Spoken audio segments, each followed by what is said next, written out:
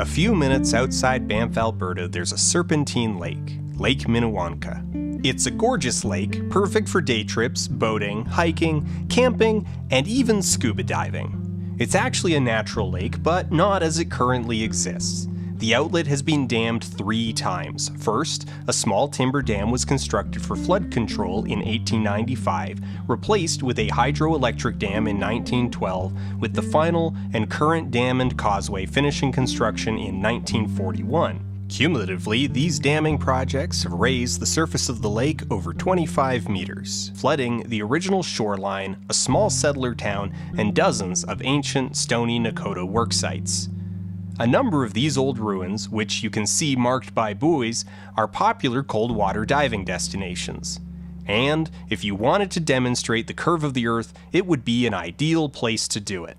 So you can see that the water clearly has no curvature. And the water surface is completely flat. Wait, back up. Why are we demonstrating the curve of the Earth? About 5-6 years back, I got really into flat Earth theories, not as a believer, but as an observer. I would check in on them and watch their documentaries and read through their memes and infographics and generally have a jolly good time poking fun at them on Twitter. I was at one point building up to making a video on the subject when known moon criminal H. Bomber Guy produced his video on flat Earth, and due to YouTube community standards and bylaws, section 7.2.1, the paratemporal exclusion clause, aka reviewer dibs, I had to shelve my plans for a year and change.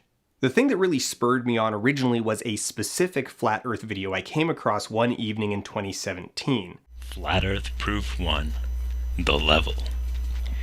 Now, this video is not particularly noteworthy in the scope of flat Earth videos. It's an hour-and-a-half compilation of short videos stolen from a different, smaller flat Earth YouTube channel, and it runs through all the normal flat Earth tropes, such as not understanding gravity, failing to appreciate just how big mountains really are, and generally being really bad at math. There was no basis for such an explanation other than the desperate attempt to excuse away these critical findings. But there is one thing that makes it special. The host of the video does some original research by going out to the shore of Lake Minnewanka. Okay, here we are at Lake Minnewanka in Alberta. Thing is, Lake Minnewanka is only 90 minutes away from my house.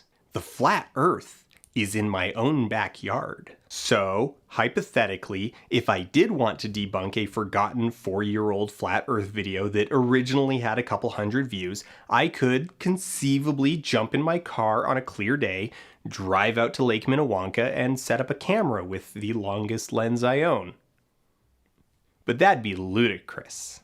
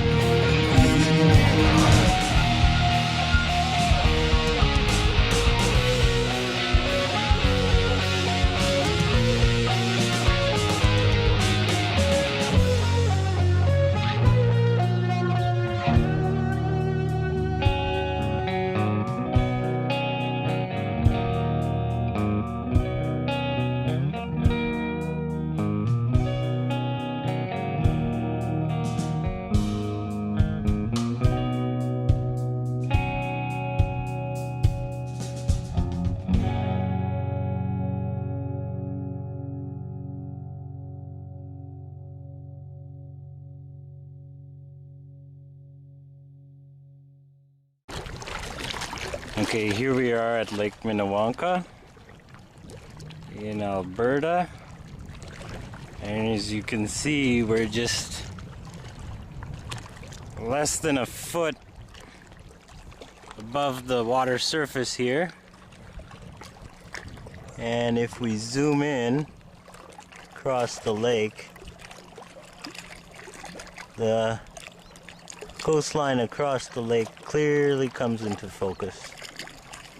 So you can see that the water clearly has no curvature, and the water surface is completely flat. Okay, so let's talk quick about the challenges involved in this kind of proof. Going out to Minnewanka was actually a really good pick. Because the lake is really long, there's a lot of shoreline where you have several kilometers of unobstructed line of sight, far enough for the curve of the Earth to be meaningful, while the mountainous terrain provides a clearly identifiable shore on the other side.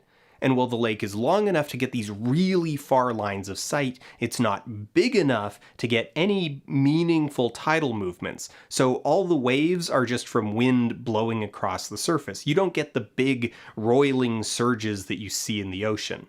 From the dam that makes up the southwest bank of Lake Minnewanka to the rock slide on the far shore where Aylmer Canyon meets the lake, you have a line of sight of 7 kilometers, about 4 1/3 miles, which is far enough that the Earth curves away around 3.5 meters, or 11 feet. This is a kind of perfect distance. It's close enough for objects on the far side to still be identifiable, while being a significant enough curve that the obstruction is perceptible. If we punch a bunch of numbers into a curvature calculator, we can see that going from just barely above the water's surface to an average adult height, the height of a hidden object at 7 kilometers goes from 3.46 meters to only 0.4 meters. This means that something the size of a tree at or near the water level of the lake should appear just about whole when viewed from a standing position, but then be visibly obscured by getting down to the surface of the water. So the experiment should be pretty simple. Pick a landmark on the far side of the lake and record it at the same focal length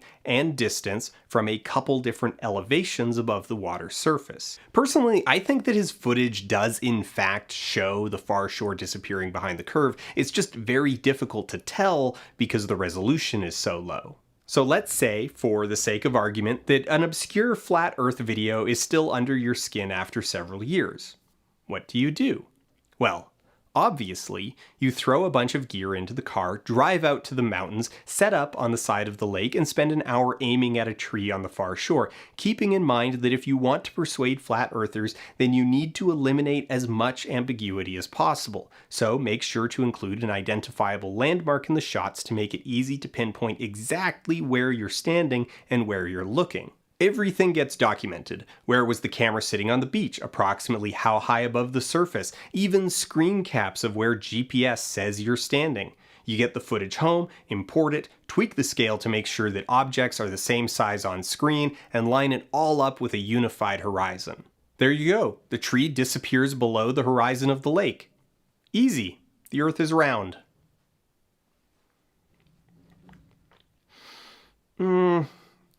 Yeah, but if I were into flat Earth, you know what I'd point out? That last frame, the one that's right above the surface of the water, it's really hazy, because it turns out that on a 30-degree day, there's going to be a lot of vapor coming off the surface of the lake, and at water level, you're trying to look straight through 7 kilometers of the stuff. And having such a stark air temperature gradient right at the surface of the water, it increases atmospheric refraction, resulting in the mirage effect that allows the pebble beach to occasionally be somewhat visible despite intersecting the tree that it's below. So, a flat earther could just dismiss all of this as just heat coming off the water. And the shots are all locked off and disconnected. There's no continuity. Who knows what shenanigans you can get up to when the camera cuts? Plus, look at it, all that straightening and zooming in post. How can anyone trust that the camera is set to what you say it's set to?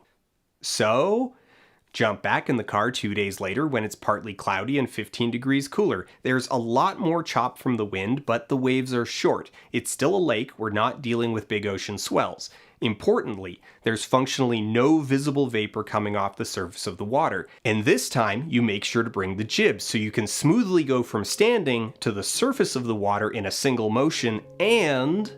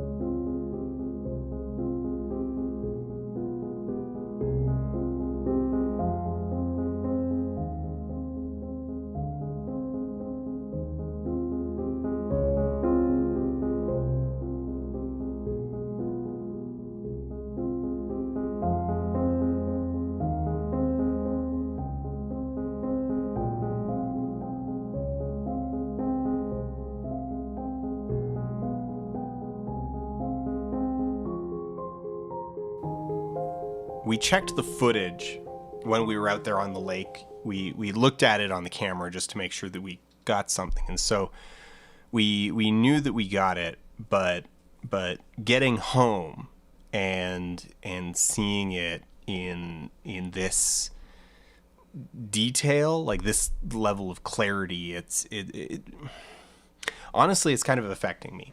You can see this just with the naked eye when you're out there on the beach. You can pick a thing on the far shore and just kind of look at it, and then like crouch down and get like really close to the water surface, and you see it kind of get occluded, but seeing it at this magnitude, it feels profound.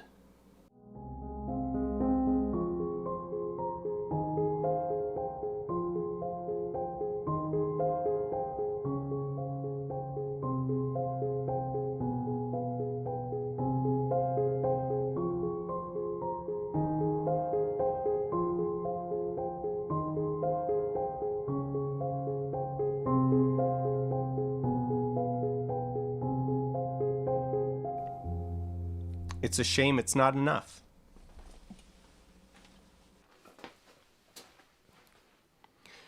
The unfortunate reality of debunking flat Earth is that it's largely futile, at least for the actual purpose of persuading flat earthers.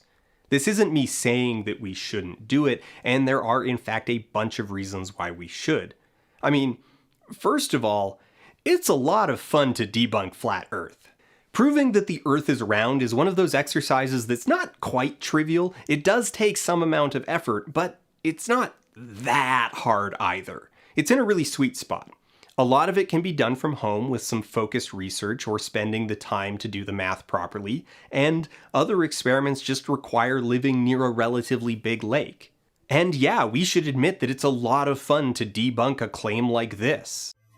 Another example from Anchorage, Alaska is Mount McKinley. At 130 miles away on the ball Earth, the 20,320-foot summit should be leaning away from the observer and almost half covered by 9,220 feet of curved Earth. But just like Mount Foraker, Mount McKinley is always seen standing straight up and visible from base to summit. Okay, we know the distance from Anchorage to Denali, it's 129 miles, which, yes, should create a hidden target height of 9,000 feet, and Denali should be leaning away from the observer. But Earth has a radius of about 3,965 miles, and Denali is over 20,000 feet tall. So at minimum, 11,000 feet of the mountain should still be visible, leaning away from the observer by a trivial 1.8 degrees. Like, as a controlled example, here are two pyramids in Blender. One of them is leaning away from the camera by 1.8 degrees. Can you tell which one? And the base of the mountain cluster on the Anchorage side is 40 miles closer to the observer than the peak and is 1,600 feet above sea level. So the end result is less of the proportional mass of the mountain is hidden by the curve of the Earth than it feels like if you're just looking at the numbers. Also, you can't actually see the true base of the mountain from Anchorage. It just feels like you can because you can see so much of the mountain. Plus, to get a really good look at the mountain, you're probably going to have to find some higher elevation yourself just to see over buildings, trees, hills, and other nearby obstructions, which will further increase your line of sight over the curve. Like just in this example here, we can see over the tallest buildings in Anchorage, so the photograph was taken from at least 300 feet up. Bottom line is, you can see Denali from very far away because it's really, really, really, really big. And it was the pyramid on the right that was leaning away. That's fun to figure out. It's the same kind of satisfaction you get from solving a math puzzle. Or something like this, claiming that there are no self-pointing compasses. That's a fantastic starter for talking about how we privilege the global north in science in small but consistent ways via maps or, yes, things like compasses. Because, every compass is a self-pointing compass, but we don't frame it that way. We paint one arm of the compass red and say that that points north, and we talk about compasses in that term. We say it's like, oh, this indicates north. Even though what it's really doing is it's aligning itself with the directionality of the magnetic field. So it's indicating both north and south. It's indicating polarity and points towards both poles simultaneously, but that's not the language that we use to describe it. And driving out to the mountains with a trunk full of camera gear, spending an afternoon sitting on the shore of a gorgeous lake, that's just a lot of fun, and you get a chance to show everyone something really cool about our world. And sometimes flat earthers are just hilarious. All the movies about space and all the other movies, they all in some way push that globe model. The globe, the image of the beast. Heliocentrism has nothing to do with science.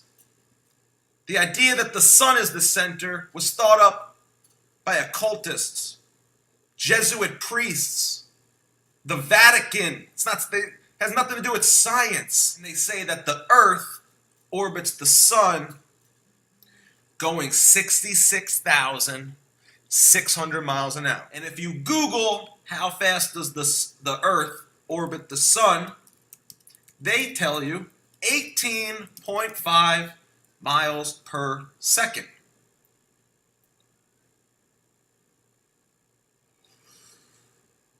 Hold on, I'm taking a hit. And that's honestly the frame that most flat earth debunking lives within. The nonsense claims of flat earthers forming the starting point of a process of puzzle solving, or a discussion of geography, or a mini lesson in optics, because at the end of the day, flat earthers are not available to be persuaded. So we do need to be really careful when we're out here. This is bear country, not just bear country, this is serious bear country. So we got the bear bells, we got bear spray. And the thing is that right now we're at the tail end of their fall feeding season, when they get really when they stock up for winter. And around the lake and up into a couple of these canyons here is prime growing area for the bison berries that they eat to do that. And at this point, we should talk about what flat Earth is. What flat Earth really is. Nominally, flat Earth is a belief that the Earth isn't a globe, but is actually flat, a fact that is being kept from us, meaning normal people, by a nebulous, powerful them for nefarious, inscrutable purposes. This is where profiles of flat Earth tend to stop, which is fair. It's a reasonable summary for most purposes. I want to go beyond that, though, because I think it's worth considering that the shape of the Earth might actually be the least important belief of flat Earth. Flat Earth is a syncretic biblical belief that is both evangelical and apocalyptic. That's a lot of jargon. What does that mean? Syncretism is effectively a process of creating new texts out of the desirable parts of old texts, regardless of the previous relationship between those texts. Syncretism is saying two different books both mention dragons or use the word dragon or call an antagonist the great dragon, so they must be referring to the same thing. They're talking about the exact same great dragon, and if we cobble together all these different stories of dragons, we can uncover the truth about dragons. The finger pointing at the now defunct NASA will then turn to finger pointing at the government, who directed the whole thing. This is where we run into some dangerous ground, involving things like the Ark of the Covenant, the Holy Grail, and the Ring of Power. As a syncretic belief system, you'll find all sorts of fragmentary elements lifted from seemingly disconnected and often contradictory sources, forced into something resembling agreement. And this spans various legitimate ancient texts as well as modern myths. Angels, giants, world trees, and modern conspiracy staples like MKUltra, the Kennedy assassination, and aliens all have a spot at the table in some corner or another. Let me cut to the chase. I'm talking about the no forest on flat earth theory, right? We see the evidence for these trees, or as I call them, the silica pillars, all around us. They're in movies, they're in books, and right? But look at this. This is evidence, society and the world at large would try to have you believe that this is just erosion. Additionally, support will be teased out of nearly any sacred text that is sufficiently mythological or abstract, such that it can be stripped of context or interpreted hyperliterally, or in some way be made to agree with the construction of their reality. Funny, the people that will accept the fact that the Anunnaki, star creatures, came to this planet will avoid fallen angels like a plague. They actually go quite far back and are found in the teachings of many mystic traditions such as Kabbalism and Greek and Babylonian mystery schools. Also, I should note that I'm specifically framing this as a syncretic biblical belief, not strictly Christian, because while the modern flat earth movement clearly has deep roots in the social and lexical traditions of American Christianity, the actual theological doctrines of Christianity are largely absent or secularized. While the Bible is a core text and many flat earth evangelists are unambiguously Christian, the wider flat earth movement is largely only interested in the parts concerning the creation and end of the world. In essence, modern flat earth is an offshoot of Christianity where Jesus is a secondary figure and the primary theological concern is the true nature of the physical world, its origin, and its destiny. But also, all of that lives side by side with pop culture Egyptology, mystical Gnosticism, and I don't know what you'd call it, esoteric fictionalism, the belief that the fantastical worlds of pop culture are a warped or coded reflection of the true world. And this is where we get stories like Jack and the Beanstalk, where he climbs up this pillar and he ends up in the land of the Titans or the Giants, right? It's chaotic and inconsistent because there is no central authority, no unique unifying texts. So you'll find different commentators that take any given point to more or less extreme conclusions, which can make it difficult to talk about the movement as a whole, but there are elements that remain consistent across the field of flat earth texts. The world is flat, and they are hiding that fact from you because a flat earth would be irrefutable proof that we live in a divine fishbowl, and thus God is real. This is important because, again, they are evangelical and apocalyptic. This means, first, that orthodoxy is considered a spiritual necessity, that there is a universal divine moral right and wrong, and all are held to account for the rightness of their beliefs. As a result, it is the imperative of the believers to make sure as many people are believers as possible, because there are consequences for not believing. To be clear, and I can't stress this enough, do not start conversations with the word flat earth. You may note already that this is clearly setting up an adversarial relationship between flat earthers and everyone else, as anyone who denies flat earth or works to debunk it is not just presenting alternative evidence of the way the world works, but is impeding proof of God. The second critical meaning is a belief that there is an impending, literal end to the world. This end will occur at some unknown point in the future, but that point is always soon.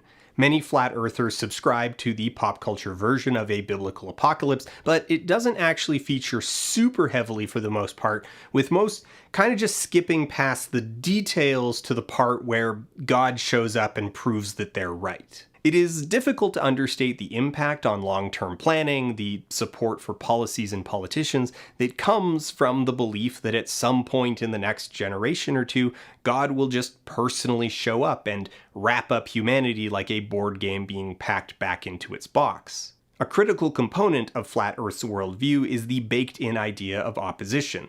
The enemy, the them, isn't merely another group with different ideas of what's best for the world or a different set of motivations that may or may not intersect with the well-being of others. They are actively seeking harm. This is, in a way, the immune response of paranoid conspiratorial thought. It creates an impenetrable counter to any conflict. Any disagreement, any counter-argument is clearly manufactured by an opposition that isn't merely indifferent to truth, but actively, knowingly suppressing it. I wanted to take a look at this dimension of Flat Earth because two of my peers and friends, H. Bomber Guy and Philosophy Tube, have done videos on Flat Earth, and while I don't think they are wrong, I think their assessment of Flat Earth is incomplete. Both of their videos function, like many others, by taking Flat Earth as a jumping-off point to discuss intersecting concepts of philosophy and science and sociology, and that's great. They're good videos. The idea that Philosophy Tube brings up, that discussions of science are a rhetorical exercise influenced by the social context that they are had within, and the idea that flat earthers are unpersuaded by conventional rhetoric, or perhaps persuaded into flat earth by unconventional rhetoric, is one that we have grappled with in making this. It's an extremely relevant concept. None of those have anything whatsoever to do with the evidence. They just all note a failure to be rhetorically persuaded. Harry goes to great lengths to give flat earthers the benefit of the doubt, carefully isolating the very specific belief that the world is flat and addressing the anxieties that specifically, narrowly come up with the ontology of the physical world. You're right to feel that something is wrong, because something is wrong. Just maybe keep looking for the source of what that thing is, because the Earth is not flat. On the surface, flat earthers share many of the same anxieties as the rest of us. They are worried about the power structures that have immense influence over our lives, the systems that shape the information we have access to, and the shared fictions that society operates on, like money and rent. But there is perhaps an overwillingness to treat them as harmless cranks, as though we can start from their shared frustrations with the world and just gently nudge them in a more sensible direction. These common anxieties are a shared coordinate that is, I think, far more superficial than we would want it to be, because while we're all worried and skeptical of what people in power are doing, flat earthers have very, very different ideas about who's in power and what they're trying to do with it. Flat earthers are not otherwise empty vessels who believe one kooky thing. They believe that thing because it suits their purposes. Flat earthers have an agenda. The end goal of conspiratorial beliefs is to simplify reality by attributing the high chaos state of the world to a singular active force or group opposed by an equally singular solution. Indoctrination is the way they run this world. It's the way that they keep their lie going. It's the way that they have passed their lie along as science when it is nothing more than a belief. They have a biased foundation built on a lie, and now they know they're stuck. Their anxiety is that the world has become too complex, that too many things are changing, and that science and progressivism are actively malicious elements working to obstruct the true nature of God. Most people don't actually believe flat Earth because they were persuaded by shoddy evidence, or they found other evidence to be less persuasive about the nature of the physical world. They do so because it says something they already believe about the nature of the social world. Flat Earth is a thing people want to believe because if it were true, it would be irrefutable proof of everything else they believe. Flat Earth is a system that selectively delegitimizes power structures and does so by working backwards. Flat Earth insists that you're being lied to by them, typically gays, liberals, or Jews, in order to obfuscate the existence of God, and are thus not merely an opponent of their isolationist xenophobic policies, but an enemy of righteousness itself. Heliocentrism is simply modern-day sun worship masquerading as a science. They are not trying to explain the world, they are attempting to unexplain it, because the explanations, the real explanations, have become inconvenient to their politics. And while there is a shared sense of the world being out of whack, the diagnosis and prescriptions are very different. I don't think it's actually possible to isolate Flat Earth from the reactionary current that it swims in, and I don't know, for some reason in 2020 I found myself with a lot less patience for people who engage in performative rejection of empathy and evidence. On that note, who wants to guess how Flat Earthers feel about COVID masks? Anyone that is voluntarily wearing a mask at this stage is a mindless drone who couldn't think for themselves if their life depended on it. The deeper, more critical issue is in the information landscape that has given rise to new faith movements like Flat Earth. We are in an extremely low-trust media environment as a product of decades of active sabotage combined with a corporate capitalist environment that prioritizes the interests of the wealthy or blindly pursues metric-driven success models like engagement. There are a lot of legitimate reasons to distrust the media, to see them as at best spineless in the face of disinformation, or as outright collaborators and profiteers. The prevalence of legitimate reasons for distrust, legitimate anxieties for the future, creates an ideal environment for groups like Flat Earth who peddle a simplistic us versus them model of the universe. So a couple days ago, I'm tracking down some Flat Earth stuff, and I find myself watching a live stream, a Flat Earth live stream that's mostly, they're just watching basically reruns of conference videos and other stuff and other Flat Earth stuff, and I make the mistake of talking in chat that I mentioned this experiment that I did, and I don't, come in as a, like, aggressive disbeliever, but I'm like, hey, so like the video that we were watching, the video that they were watching was one where the guy says like, okay, like there's these experiments you can do, like you can try these yourself and you can get the results and you can see the results and you can see that there is no curve. And so I'm like, hey, a couple weeks ago I went out to a really, really big lake and I did this test. I replicated these tests that they're saying to do, and like boats on the far shore like disappeared behind the curve. And they say, oh well, it must have been big, water swells. It was swells in the waves. And I'm like, nah, this is a long lake, but it's not a big lake. Like the water was like really calm. There were no swells. And they're like, well, boats aren't that big. They can hide themselves in their own wake. I'm like, well, no, this is like a tour boat. It's like 4 meters tall.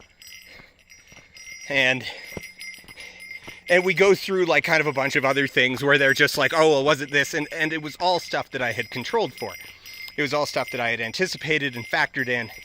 And the one guy is just like, well, you must have done it wrong. You did something wrong. Pray about it and do it again. And I just think it's like, you just told me to pray the curve away. Okay, so how did flat Earth actually gain traction? Like, okay, there's a lot of different conspiracy theories out there. There's a lot of worldviews, both legitimate and scams, that have the same "you have been lied to" pitch. So, why flat Earth? Modern flat Earth was essentially created by content algorithms trying to maximize retention and engagement by serving users suggestions for things that are effectively incrementally more concentrated versions of the thing they were already looking at. Bizarre cranks peddling random theories are an aspect of civilization that has always been with us, so it was inevitable that they would end up on YouTube, but the algorithm made sure they found an audience. These systems were accidentally identifying people susceptible to conspiratorial and reactionary thinking and sending them increasingly deeper into flat Earth evangelism. And within that was just a quirk of good timing, I guess. The right cranks were churning out huge volumes of low-effort content at just the right time for YouTube to prioritize it, and the moment it gained any traction at all, the system reinforced that success. But, let's keep some perspective here. Flat Earth, for all the command it holds over our collective interest, is still a very small movement. The largest Flat Earth channels cap out around 150,000 subscribers, with most coming in well below that. And this is not much in the scope of YouTube, where the opportunity cost of subscription is extremely low. And for the last couple years now, newer pro-Flat Earth videos from these channels have mostly been skating by with a few thousand views. In fact, Mark Sargent, the guy largely credited with popularizing Flat Earth in the YouTube era, his videos used to get hundreds of thousands of views. His seminal work, Flat Earth Clues, has 1.1 million views. But he's only had 2 videos break 6 digits since the start of 2018. One that's just a bootleg repost of Shane Dawson's Flat Earth video, and one whinging about The Last Jedi. Now, YouTube notably has made some changes to the algorithm to prioritize credible sources, which lowers the ranking of Flat Earth videos even within their own sphere. But those changes were only implemented in early 2019, when Flat Earth was already on a downslope. More impactfully, whether it's debunking or merely profiling, mainstream channels talking about Flat Earth from an external perspective are just vastly more popular than actual Flat Earth content. So if you're watching Flat Earth videos, you are far, far more likely to be recommended mainstream videos with millions of views over evangelist videos with hundreds. The bottom line is that Flat Earth has been slowly bleeding support for the last several years. Because they're all going to QAnon.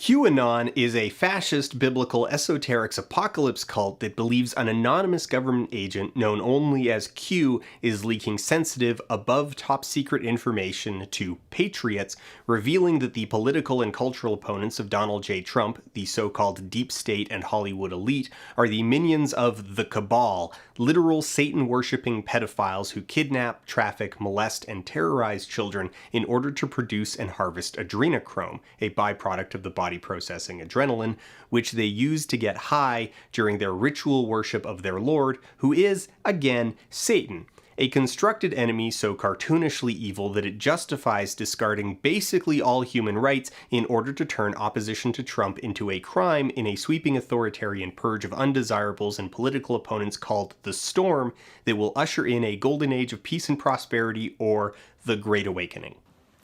Q has put out there that many high-level officials will soon be arrested, and it will actually be the drain the swamp scenario that we have always been wanting to happen. He says that once the corruption and the type of corruption is revealed to the American people, it will trigger something he calls the awakening. He says it will be like an event, something that we've never witnessed in American history. But it will cause Americans to unite behind President Trump and his administration in order to completely clean house. Okay, You guys, if that happens, we will be so happy. I see all those hearts and I love it. If that happens, we will be so happy. I really, truly pray that this is true. And that's not even getting into the comorbid Pizzagate myth of hidden pedophile pizza shop sex dungeons that has led many followers to see any visual depiction of pizza, the famous and popular food, as subliminal code marking the outlines of this vast conspiracy. Look at this. What's on his back, y'all? Look at that. You see that instantly appearing? So, like, if Flat Earth is simply anxious for the end of the world, QAnon is a straight-up doomsday cult, except the form of their apocalypse is less divine and more secular, with mass arrests and, in many versions, public executions.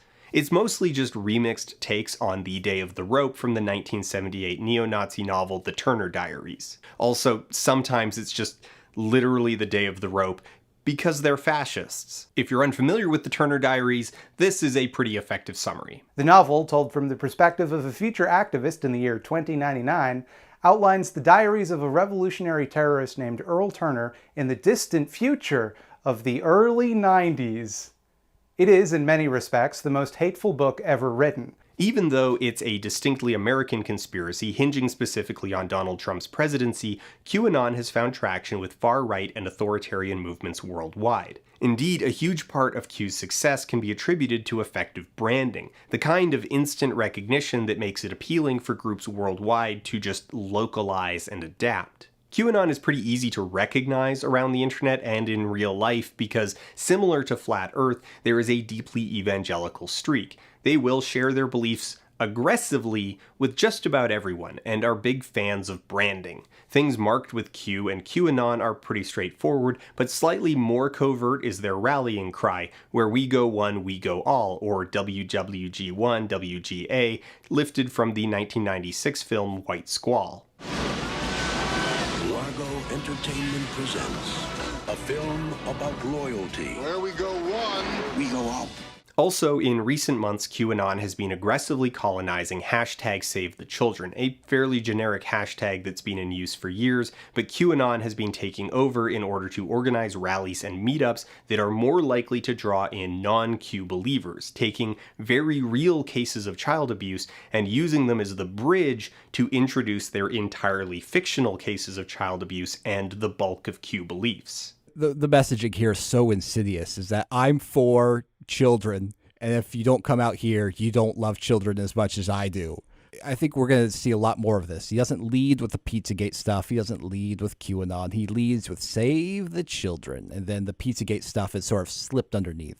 Well, QAnon originated in 2017 on 4chan via cryptic, nonsensical, anonymous posts monikered Q-drops, and even though new Q-drops arrive regularly on the 8chan derivative rebrand 8kun, QAnon is at this point largely self-sustaining via social media. QAnon has become a haven for just about every true believer in bizarre conspiracies, anti-science movements, fad diets, and the grifters who prey on them, what's called a big tent conspiracy, because virtually any other conspiracy can fit inside it. This is, as we discussed, already something of a feature of Flat Earth. Many New Age, mystical, and political conspiracies are compatible with Flat Earth, and Q is that, but bigger. Janet Osabard's 2.5-hour YouTube series Fall of the Cabal, which is in many ways to QAnon what Loose Change was to the 9/11 Truther conspiracy in both format and in function, is mostly just a collection of other, mostly racist conspiracies that she claims are ultimately QAnon. Okay, let's have a look at the migrant caravan. Do you realize that these foreskins are actually sold? President Obama received the 2009 Nobel Peace Prize only months after his inauguration. Why, for God's sake? He came from nowhere and had achieved nothing at the time. Hell, even 9/11 trutherism is compatible with Q. 9/11. Whereas one bird can cause terrible damage to a plane, on 9/11, 2 planes managed to cut through steel. A 3rd plane mysteriously disappeared in a building, and number 4 plunged into the earth without leaving any debris or bodies. The planes were piloted by terrorists who only had a few flying lessons in a small Cessna.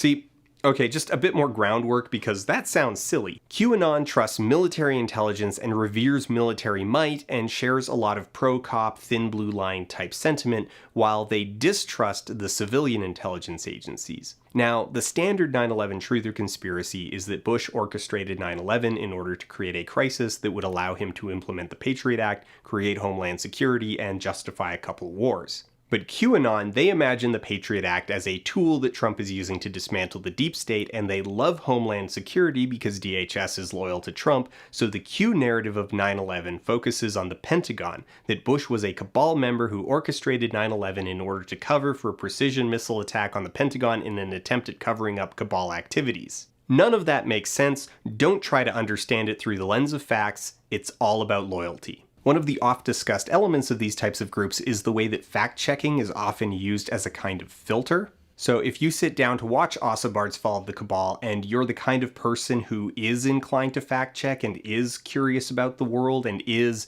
interested in thinking for themselves and thinking about things analytically and from a scientific standpoint, you're probably not going to get very far into it because it comes out so fast and so quick with things that are going to make you pause and stop and gather your thoughts on explaining why they're wrong. First of all, give you a short overview of things that made me go, Did you know that these fires forgot to burn trees?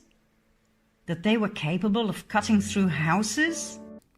Yes, extremely hot, fast-moving fires will just kind of burn through half a house. That they were able to lift cars, tilt them, and smash them down?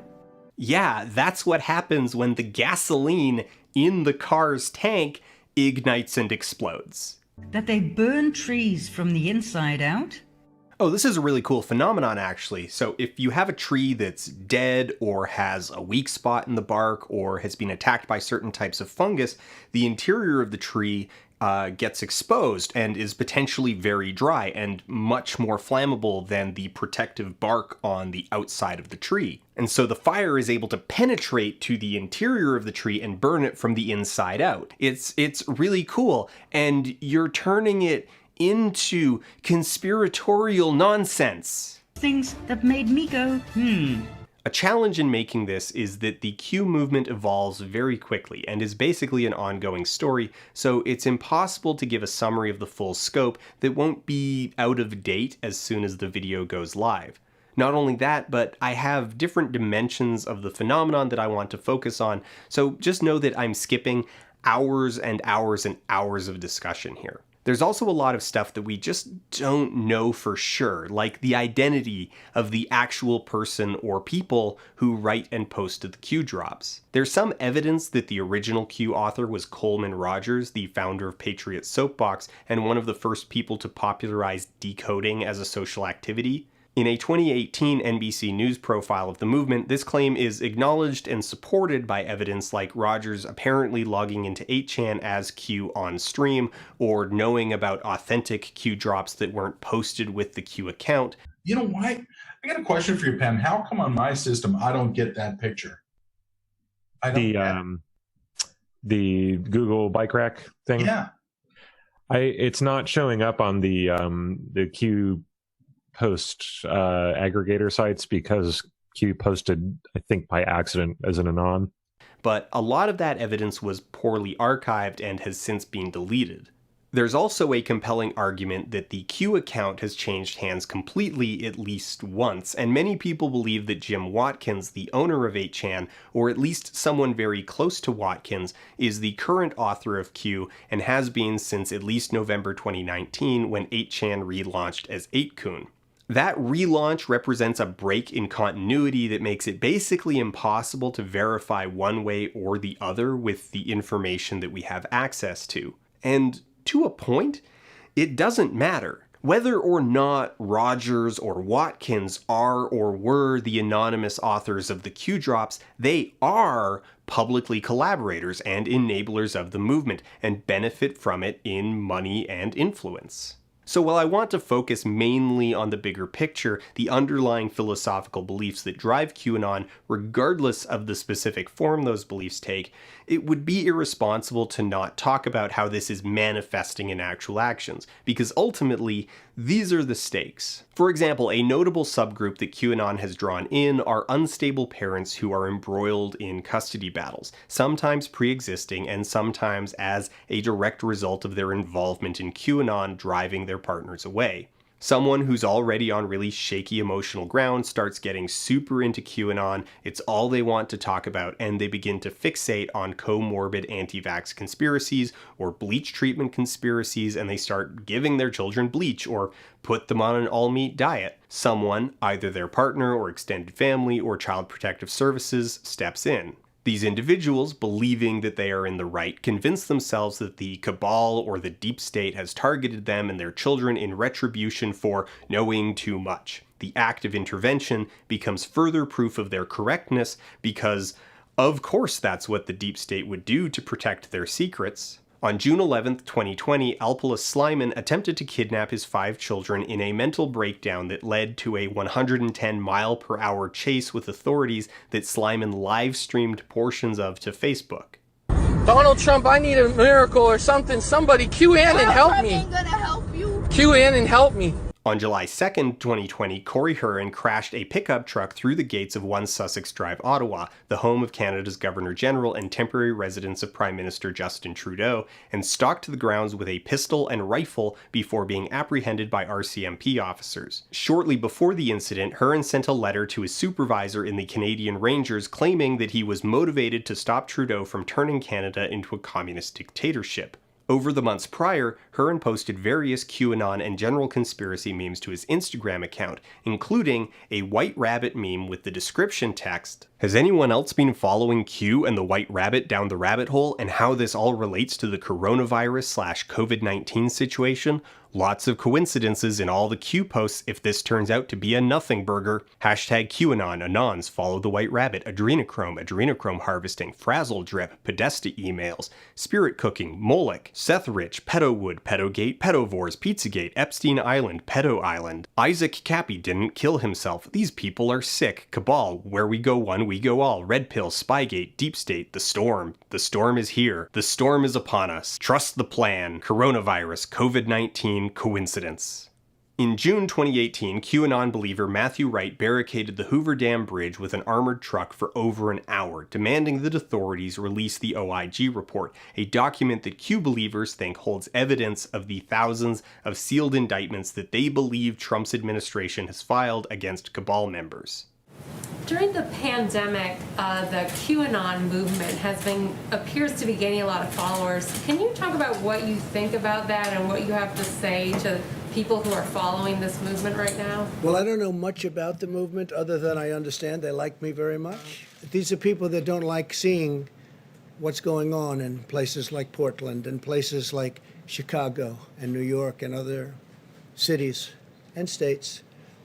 And I've heard these are people that love our country and they just don't like seeing it. This is the radicalizing effect of cults like Q. It attracts and enables people with personalities that are already inclined towards these kind of actions and gives them a reason to take it further. The reason the fragmentary, shoddy, and contradictory ideas of flat Earth are so easy for most adherents to accept are because they're principally interested in the broad strokes, and indeed, the broad strokes are all that matters. This is really easy to demonstrate for Q. The gap filling that happens in between is largely entertainment that keeps people engaged but rarely sticks long enough to form a doctrinal pillar.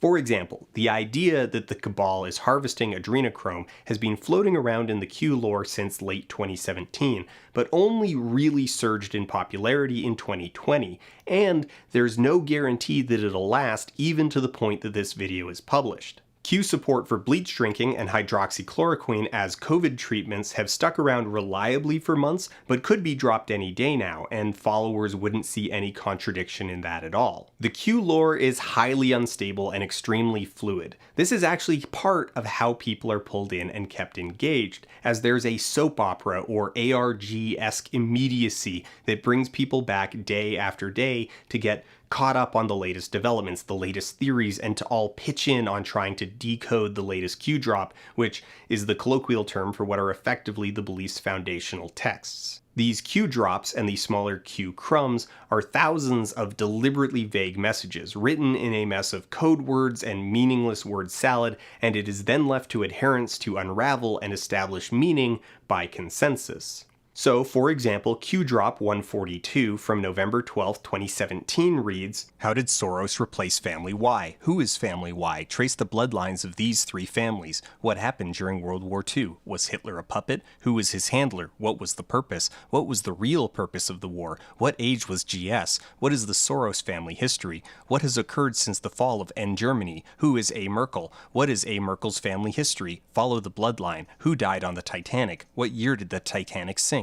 Why is this relevant? What exactly happened to the Titanic? What class of people were guaranteed a lifeboat? Why did select individuals not make it into the lifeboats? Why is this relevant? How do we know who was on the lifeboats, D or A? How were names and bodies recorded back then? When were tickets purchased for her maiden voyage? Who was specifically invited? Less than 10. What is the Fed? What does the Fed control? Who controls the Fed? Who approved the formation of the Fed? Why did H. Wood glorify Titanic as a tragic love story? Who lived in the movie? What man? Why is this relevant? Opposite is true. What is brainwashing? What is PSYOP? What happened to the Hindenburg? What really happened to the Hindenburg? Who died during the accident? Why is this relevant? What are sheep? Who controls the narrative? The truth would put 99% of people in the hospital. It must be controlled. Snow White, Iron Eagle, Jason Bourne, CIA/Dream, Q. What does that mean? Honestly, whatever the hell you want it to mean. Or more accurately, whatever you need it to mean. We're past LM8 and we're coming up on LM9, and I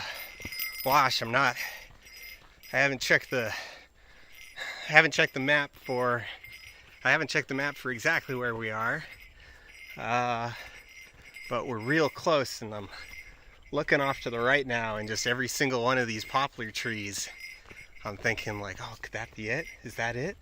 Is that the one?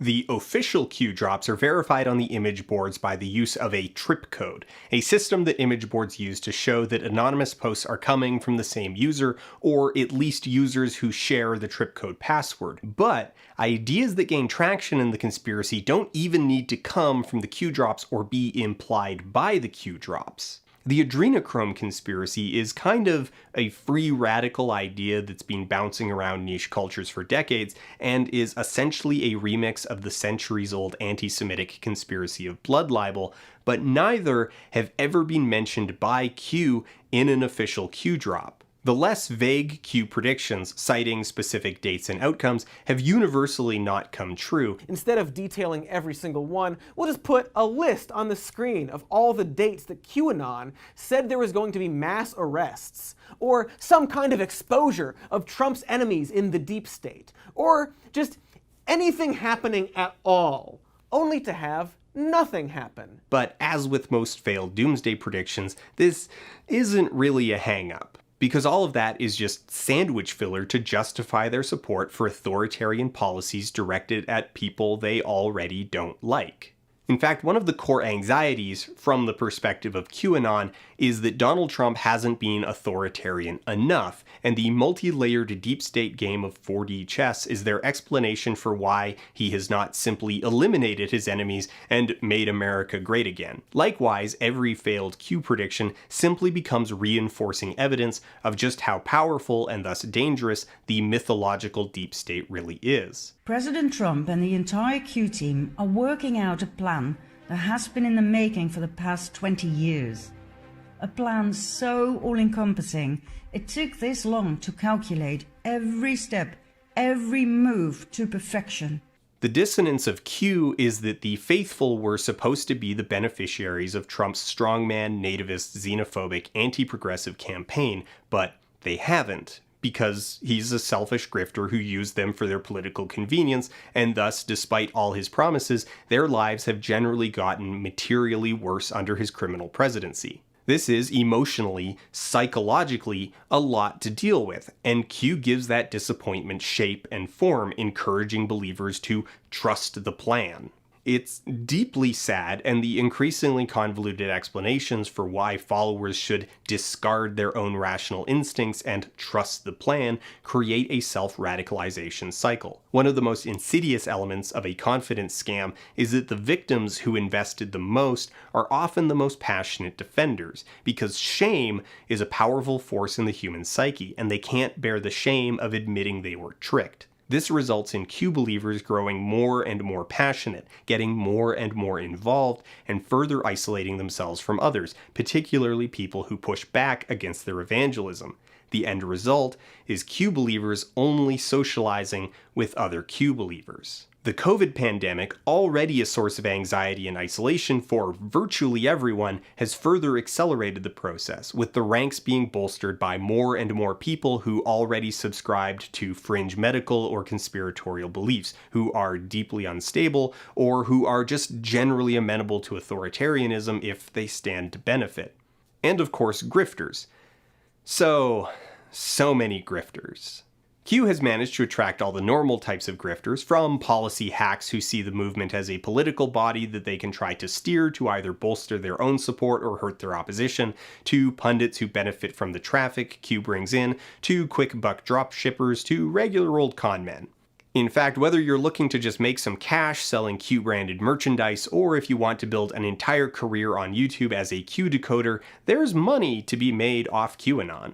Now, all this isn't to say that everyone's either completely on board or a full-blown grifter, that there aren't casual posters, or that people don't break out of these groups.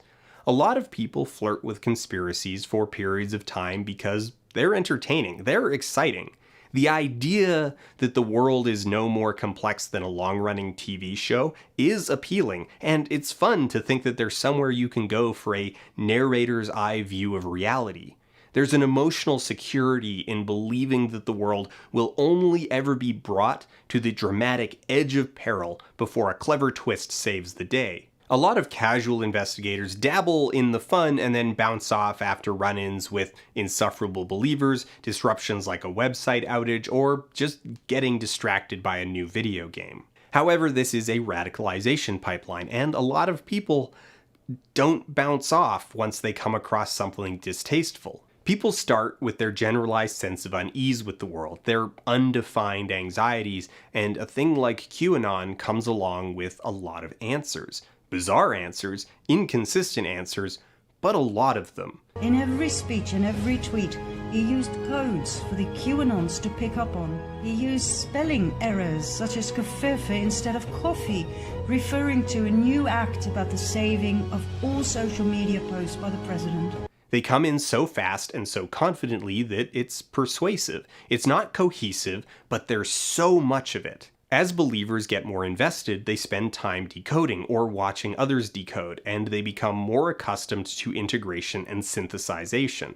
With QAnon, this phase consists mostly of constantly rearranging and rewriting existing and evolving lore in order to preserve desired outcomes, and gradually those outcomes, the only thing that remains consistent, become the fixed point in someone's life. That's the thing that QAnon trains you to do, to see specific outcomes, the storm and the Great Awakening, as the only thing that really matters, and everything else is mutable. QAnon trains people to see facts as subservient to outcomes, that facts are just game pieces you rearrange to justify actions. This is how someone starts off with a vague, justified distrust of the financial relationships between elected officials and health insurance companies, and comes out the other end believing that coronavirus is spread by 5G networks and the only solution is a fascist crackdown on Black Lives Matter protesters and a war with China. Increasingly, one of the biggest reasons why people leave Q is because they become frustrated with the lack of results and jump right into hardcore accelerationist groups. This is something to be really worried about because,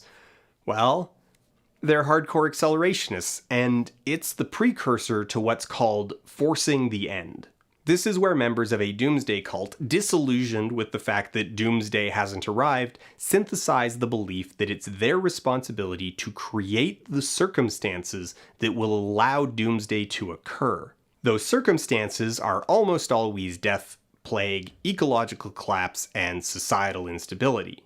And for people who have steeped themselves in these ideas that there is a foretold day of reckoning that is directly contingent on a specific man's access to political power and being told over and over and over again to suppress disillusionment with the lack of desired results and trust the plan, it is a very small leap to deciding that the plan all along was Q training them to be the instrument of the storm, and now they need to take matters into their own hands. We have this timeline here where the mass arrests, they can't act too quickly because they have to have certain assets in place, like judges, other countries have to be ready to go because this is going to be a global takedown. And then you have another window over here where they wait too long. And so we're in between this period of too soon and too long before we make the mass arrests. And what's happening is what the Lord has shown me is that if they wait too long, which I don't think they will, but if they do, is that it could be another Mogadishu or another Benghazi where the patriots will rise up and say enough's enough. They will take matters into their own hands and they will drag their dead bodies through the streets. They will go to these politicians' houses or offices and drag them out, okay? Because we want to pray against that. But I have to put that warning out there. I've been sitting on this for a year because we're coming to the pinnacle here where they're going to have to act at some point because the people are not asking for justice. They're demanding it. So the government has to act. Now, if they need to buy more time because they don't have the assets in place quite yet, they need to make probably 1 or 2 high-level arrests, high-profile arrests, perp walk them on national television so that people will see that justice is going to be done. Where I think they've got to make the arrests before January if they're going to make them this year. Because if he arrests anyone after January when campaign season starts, it's going to make it look like he's just arresting those that oppose him. Coming at all this from the outside, it's really, really easy to get frustrated with Q, to get frustrated talking about Q or trying to explain Q, because there's so much noise in their messaging, so much chaos, that it's really easy to get hung up on the sensational stuff, to fixate on the beliefs like adrenochrome or the cabal. Statues of Moloch, an expression of the devil, are now watching over several American cities. If you want to cut through the noise, it's this.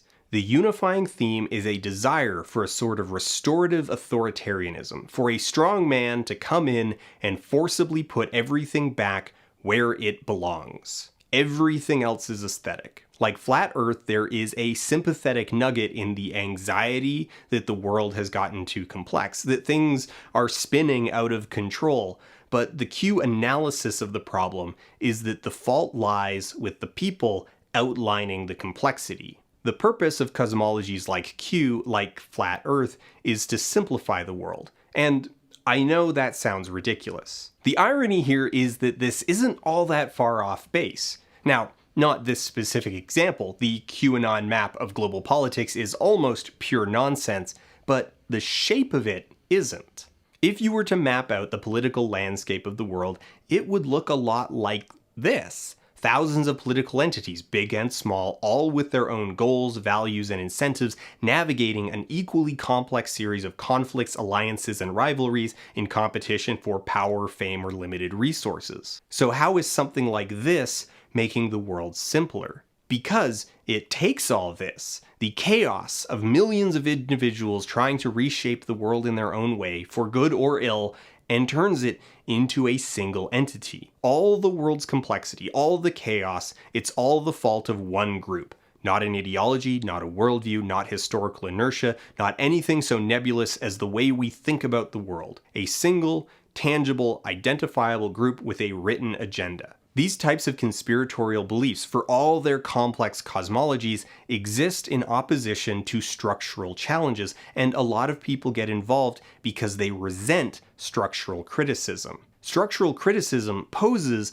that we are the way we are because of complicated forces, some intentional and many not, that have compounded and morphed over generations. There's no plan, no template, and no goal. The world won't just magically morph into a better place as a function of its existence. We are responsible for confronting the past, fixing the present, and shaping the future. QAnon, and not just QAnon, many people, many people, want to believe that things are the way they are because someone has deliberately crafted it to be that way, that there is a natural order to the world, and we need to just trust the plan. Climate scientists, trans and queer activists, women's rights, reproductive autonomy, racial justice, protests against police brutality, generational wealth equality, against the increasing transfer of the public good into the hands of corporations for privatization and exploitation. All of these are interlocking systemic issues. These are inarguably disruptions of the status quo, confrontations of deep-rooted complexities that intersect the lives and futures of billions of people. And it's that disruption, not the underlying injustices, not the underlying conflicts, that make QAnon anxious, that make QAnon feel like the world has gotten too complex.